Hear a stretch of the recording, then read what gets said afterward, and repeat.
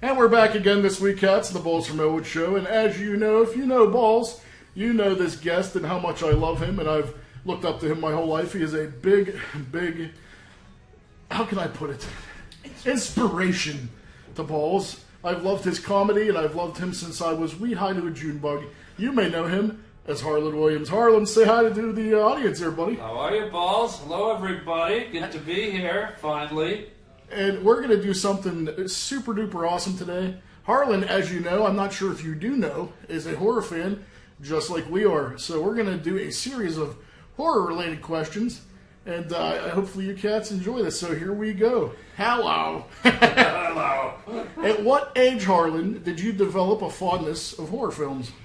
You know what? I loved them right out of the gate. Like, I think ever since the first thing that terrified me ever was The Wicked Witch of the West when I was a little boy, and there was something about the adrenaline of being terrified, but also being drawn to that terror. It just got you so worked up. It made you feel alive to be terrified, and so I just instantly developed an affinity for like scary creatures and monsters and horror. I've always loved it. See, I get that too. Like, as a fan, you're always, I call it chasing the dragon. You're always trying to find that next thing. Because once you see so many different times, so many different ways, you get desensitized. So I'm always trying to find that chasing the dragon for that next big thing that's actually going to make me feel that feeling again. Yeah. So it's almost like being a drug addict at some point, looking for my next fix. So that being said, what do you consider to be the scariest film of all time? Ooh, wow. There's a British film called The Innocence. I don't know if you've ever heard of it or seen it. It's an old black and white movie from, I think it came out maybe in the 50s or 60s. And it's a movie about a nanny who has to go and take care of these two rich kids at a big estate out in the British countryside. And it's very subtle, and it's very thematic, and it deals with the good and evil, and there's some just incredible visuals in it. There's a horrifying moment where the little girl who is one of the people she has to take care of, the nanny has to take care of, is standing by this beautiful pond, this little lake on the estate. And the mother has been deceased for a while, and you just look in the background, and there's the mother standing in the bulrushes, like in broad daylight. That's nightmare fuel. Yeah, I like that kind of imagery, stuff like that, and there's some really creepy stuff. It's old, but it's still very creepy. So that was always scary. And then I really loved the movie The Ring because it's got such visual nightmarish stuff, like eyes rolling back in the head and burning bushes and crazy long hair. Now, do you like The Ring? Do you like Ringu, or do you like the remake better? I only saw the American one. I've never seen the Asian one. So. Actually, there's 3 originals. Like the Asian ones are really good. I'll Like have there's to watch Ring those. Ring 2 and Ring Zero Birthday, and it shows actually the origin of how that came to be. So wow. I don't want to give it away, but if you like that, you should definitely check. If you're not afraid of a subtitled film, like, you'll love it. Yeah, I will. I've heard it's really good. So, let me ask you this: being that you're a comedian, do you feel comedy has a place in horror, and why? Not really. I mean, if I'm going to a horror movie, I don't want to see jokes. I don't want to be laughing. I mean, I think movies like Freddy Krueger kind of walked that line successfully because he was kind of this imaginary nightmare character. Like, he was kind of a sarcastic, Boogeyman. Yeah, but he used to have some funny, like how sweet, fresh meat and stuff. Somehow it worked with him, but it's hard to pull off. It's hard to pull off, but it's like, I want to go to a comedy to laugh, and I want to go to a horror movie to be scared. So. See, I feel the same way. And it seems like they make more horror comedies now because they're safer. Because you're going to cater to 2 different audiences, and hopefully somebody will like it. But I'd rather see a straight atmospheric, I like old Hammer movies. I like Vincent Price. I like that kind of stuff. Any slow burn kind of. I'll take atmosphere over gore any day of the week. Yeah, I agree. That's why I like The Ring, and I like the Innocence, and it's kind of that slow burn is really a fun ride. What's your opinion of horror remakes? And if so, have you seen one that you like? If you're not a fan, well, I guess if The Ring was a remake, but I can't compare it because I haven't seen the first one. But I sort of I don't know what the point is of it. You know, like I remember when they remade Psycho with Vince Vaughn. And it was just Gus like, Van why? Sant. It was just like scene by. They go, we're going to do it scene for scene exactly, and I thought, okay, that's a waste. Like. You already seen it. Yeah. I mean, with a better actor and a better script and a better director. You know, there's something about the mood of that film too. And then they remade Freddy Krueger. That's unwatchable. It's unwatchable. So unless someone comes along and really blows me away, I don't like remakes. I'm like, keep exploring. There's trillions of stories to tell. So why are you going to remake one that we've already seen? Like, give me something fresh, man. I feel the same way, buddy. Hey, what's a subgenre in horror that you dislike and wish would go away?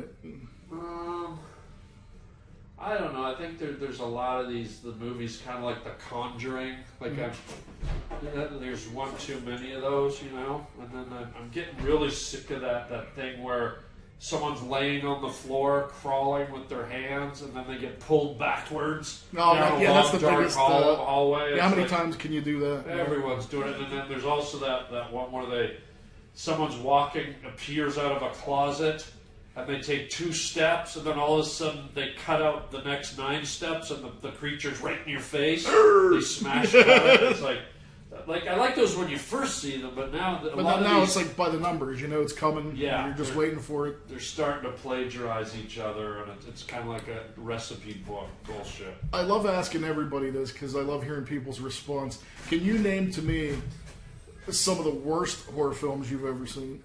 Oh, okay. I think like Candyman was really stupid. It was like the one where the guy like gets covered with bees. You know, can you say his name 3 times? Why, is that one of your favorites? I told him not to ask you these things because you're going to break his heart, probably. I didn't like Candyman. There's another one. I think it's called The Machine or something. It was a movie based on a Stephen King novel. I think about that's the one with the printing press. Yeah. Oh yeah. I'm trying to think what that was called. That was with Robert Englund. Yeah, just horrible. Oh, yeah, and then that's the a bad Leprechaun movies look stupid. Oh, they're terrible. But I see those are the kind that I think are so bad that I enjoy. Yeah. There's a major difference. I like things that are so shitty that I find enjoyment from them. Yeah. I'm talking just like bad. Yeah, I think like something that you'd walk out of, like you couldn't even tolerate. Give him your example of what you hate. Yeah. I hate quote-unquote torture porn, I guess is what they call it. I think it's a blight on the horror community. I think it gives us all a bad name. There's this subgenre now that's popular where, it's beyond exploitation. It's just in bad taste where it's, graphic rape and bodily fluids and shit like that. That shit to me makes us look terrible. Like the Hostel movies. Well, way beyond that. Like, that's actually nothing in comparison to what I'm talking about. Yeah, there's a genre below that that's just like, it's really mean-spirited, it's really disgusting. Yeah, and like, vile. I think it's like, why, like, I almost feel like we're at a mainstream now where, people sort of accept horror fans now.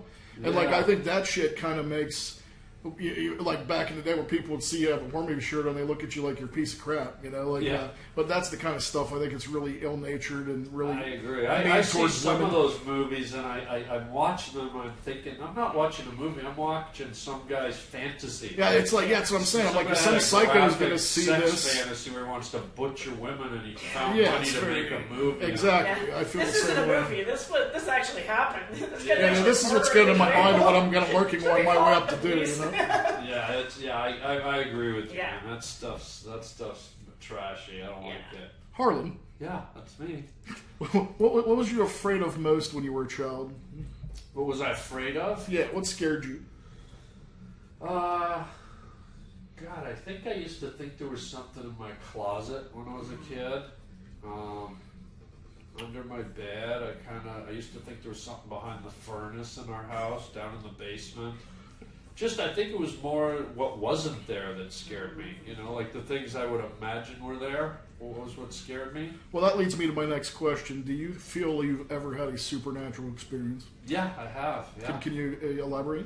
I was about 8 years old, and my bed, I had the bed that belonged to my grandparents in my room was with wooden bed ends. And then on each bedpost there were handles cut into the bedposts. And I remember laying in bed one night very clearly. I'd just gone to bed. I was laying on my back and I was just kind of staring at the roof. And I'd probably only been in bed for about 5 or 6 minutes, and it was as if someone put a hand in one of the bed posts and lifted up the end of my bed about 3 feet in the air, and then just let it go, and it dropped. And I was just laying there like frozen, and I couldn't even scream. I knew my dad was downstairs, and this was me screaming, like, Dad? Oh my God? And then I was like, Dad! And he came running up, and he looked under the bed, and I know it happened. Like it. See, I always was skeptical of that, but I've had 2 major experiences in my life that changed my mind. Like you're saying, where you're like, I knew it happened. Yeah. I knew this happened, whether people think I was crazy or not. I was fully aware. I know I wasn't on drugs. I wasn't drunk. Yeah. I was fully aware of my situation. I knew the shit happened. So I mean, I believe in that stuff, man. Energy, forces, light, dark. Absolutely. It's out there. If you yourself had to make a horror Mount Rushmore of like your 4 favorite iconic, villains, who would you pick? Villains? Yeah. Well, I mean, you don't have to be villains. I mean, some of them are kind of sympathetic characters in a way. So I mean, you could really pick any iconic horror figure. If you had to make a Mount Rushmore, who would you pick? Let's see. That's a great question, man. I do like Freddy Krueger, to be honest. I love Freddy. Our stepdaughter, like, we took her to meet him. My daughter, your stepdaughter? Yeah. Well, yeah, my daughter. She loves, we took her and she got to meet Robert Englund. We went to like a horror convention. Oh, wow. She's only 10 and she was like, wow. She's in the Chucky, she's in the Jason. Yeah, cool. She thinks that wizard guy in Spooky Buddies was pretty cool too. Oh my God.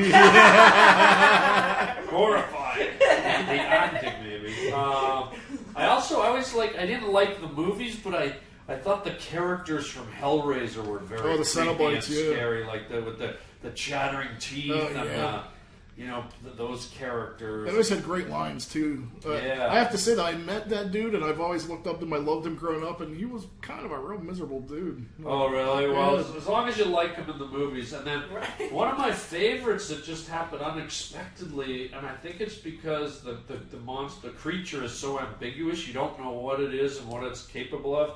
I just fell in love with the Jeepers Creepers guy. The Creeper, yeah. I love the Creeper. I find him fascinating because, Freddy, you know what he is. You know what he looks like. You know what he can do. But the Jeepers Creeper guy, like every scene, you don't, now he flies. Now he turns into ash and he comes back. Now he eats blood. Now, you just like really cool and weird and frightening. Well, that makes me bring up a good question to ask you. I mean, they've been giving that guy a hard time. That was the whole reason 3 took so long to come out. Did you see Jeepers Creepers 3 yet? There's one I turned off. I was so disappointed. Yeah, it looked like it was shot on a home video. But I mean, here was the thing. I don't know if you're familiar with Victor Salva and all the trouble he got in. He was a director. Yeah, are you familiar with that? He got into some like child. Yeah, he actually was a convicted pedophile from when he did the movie Clown House. Right. He did Powder. He paid his due. He paid his due. He got out. He did Powder for Disney, and nobody batted an eye. Nobody batted an eye. There was a controversy though. I remember. Yeah, there was. Then all of a sudden, Jeepers Creepers. But he went on to be an acclaimed director for years and years and years. The minute those became popular, everybody started crucifying that dude again. I don't condemn child fucking in any way at all. But I mean, how do you feel if somebody pays their debt to society? Do you feel they should still be getting a treatment like that? Like, there's days where I'm like, well, yeah, and then there's days where I'm like, I don't know.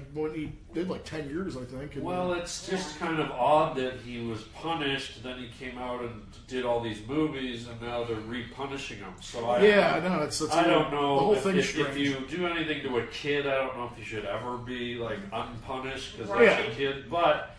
If he did his time and for whatever reason he got out and they've started working him again, well, if the guy's being good and he's not repeat offending and they let him out and he did his time, then let the guy prove that he can be a good person and maybe make amends. That he's truly been reformed. Yeah, see, 3, the reason 3 sucked is because there was all that, they were picketing the studio, sending letters, and they ended up giving him he was supposed to be another theatrical big budget movie, and with all that shit, they were like, they were going to cancel completely, and then they're like, "Well, we'll give you like an eighth of the budget you're going to do. Just get do it." So, I was looking forward to this. So I mean, he's a great director.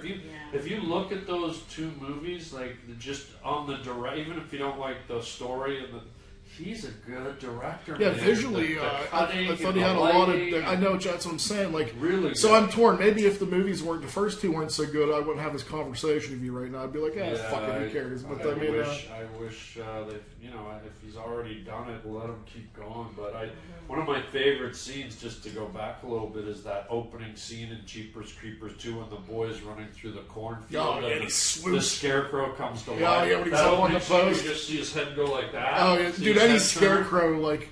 I love that shit, man. Like, That's great. Did you ever see the old movie Scarecrows they rob the bank and then they're trying to get away and they get stuck in this old farmhouse with the scarecrows? Yeah, I love that shit, man. Or Dark Knight of the Scarecrow. You remember that? Part of that one, yeah. But anyway, moving right along. I know you got shit to do, but if you were cast in a horror film, would you rather be cast as a villain or a hero? I think a villain. Why? Because it's funner to play. I think it'd be a fun energy to tap as an actor. It'd be fun to create. When you create a horror character like Freddy or Jason or Dracula or the werewolf, whoever, that's a real commitment. You have to find that place to go to as an actor. I mean, a hero's a guy who he throws the stake through the heart. Anyone can do that, but to carve out a horror character that works is an accomplishment and be fun. Well, let me ask you this: what darkness would you tap into to play a character like that? I don't know. Just find it. I think as an actor, you just open those channels and you just go there mentally. Same way I go to a funny place when I do comedy. You got to turn it on. You got to find it. Can you name me a scary movie that everybody seems to love that you can't stand and you just can't figure out why the fuck do people like this? As much as I loved reading the book The Shining, and I love parts of The Shining, I just The Kubrick Shining? Yeah, I just don't find it overall terrifying. I think there's some neat imagery, but blood coming out of elevators and stuff, and it never really was super scary to me. I think I love Jack Nicholson's performance, and I love the way Kubrick shot it, and I like the essence of the haunted hotel that everyone kind of. There's some great lines, but just as a scary movie, it never really scared me. I remember being really disappointed when I sat in the theater and watched it. I get that. Yeah, believability of blood coming out of elevators is a little iffy. Yeah, just felt, I don't know, it didn't scare me. It was more interesting than scary, What's the best current horror film you've seen in a while? You know what? I mean, it's not up there with, but since you said current, the last horror movie I saw was La Llorona. I wanted to see that. Was it good? And I was actually pleasantly surprised. It was kind of creepy. Yeah, we didn't get to go. I wanted to see it. I guess it's about a legend about a Latino woman who takes children and drowns them, and so I went with a Latino friend. Yeah, it's a real thing. Their parents would scare them. They're really terrified. Her mother used to sing the song to them. That's got to be terrifying. And it was actually done pretty well. It was kind of cool. So I wouldn't put it in my top 20, but as a recent movie, it was good. And how many skulls would you give it out of 5? I'd probably give it a 3. Okay, we're going to get a little goofy here because I feel like we're being a little too serious. So I'm going to lighten it up. In your opinion, who would take a bigger monster poop, Godzilla or King Kong? Let's see. King Kong, he probably eats a lot of roughage because he's an ape. They don't eat meat. And then Godzilla probably eats a lot of cars and power poles. So probably Godzilla, yeah. Godzilla's shits probably have electricity in them too, so probably Godzilla. That's what I would have said. Would you rather be a zombie or a vampire if you had the choice? Oh, a vampire, man. How come? Well, because vampires live forever. Zombies are eternally dead. Yeah, but vampires like the monologue too. But vampires have sex. Zombies just want to eat. Oh, that's true too. Yeah. And if you had sex with your zombie, your cack would fall off. I think, you'd be a necrophiliac. Who wants that label? But vampires are very sensual and erotic, and they're about being great lovers. Whereas if you made love to a zombie, I think you'd just be covered in a cloud of halitosis and probably need some breath mints pretty bad. I've been with people like that and they weren't zombies. Yeah. Hey, if you could pair two famous horror villains to fight each other, like back in the day they'd do like the vampire versus Frankenstein and stuff like that, and then Freddy versus Jason. Yeah. Who would you pick? Oh man, it'd be interesting to see maybe. Since we just talked about it, I'd like to see Jeepers Creepers maybe take on the girl from The Ring. Ooh. And I can tell him if he's listening how you beat her, you just get a bottle of Pert and wash her fucking hair. She's done, man. Hey, Munsters or Addams Family? Oh, God. I just did a voice in the new Addams Family movie that's coming up in October, so I should probably say Addams Family. But... Who do you play? I play one of the characters in the neighborhood that hates the Addams Family. Oh, nice! I'm gonna go see it. So I know who yeah, it's not a big role, but it was fun to be part of it. Yeah. I don't know. I would say I never really liked either of them that much. Oh. I don't know why. I've always connected with the Munsters, but like I sort of like the Addams Family on some level. Like I mean, the goofiness and weirdness of it. But for some reason, Fred Gwynn always connected with me. When I was a kid, that's all I'd watch. I'd probably say the Addams Family, just because I didn't like the look of that big Herman Munster guy. I thought he looked too... He looked like he smashed his head into a ceiling fan at Home Depot or something. All right, got two more for you, Arlen. I'm going to let you go. So, all right, if you had to be crossbred with another animal like Jeff Goldblum in The Fly, like what would you pick? Like a chupacabra? Probably a koala. So oh, yeah. So it could be scary and lovable at the same time. So you'd be like Harlawala. Harlawala, yeah. The only way you could get attacked by me is if you were wandering through the eucalyptus at night. I'd be up there. All right, man. One more. All right. I want you to explain to me either or both the scariest dream you ever had or the strangest porno you've ever seen.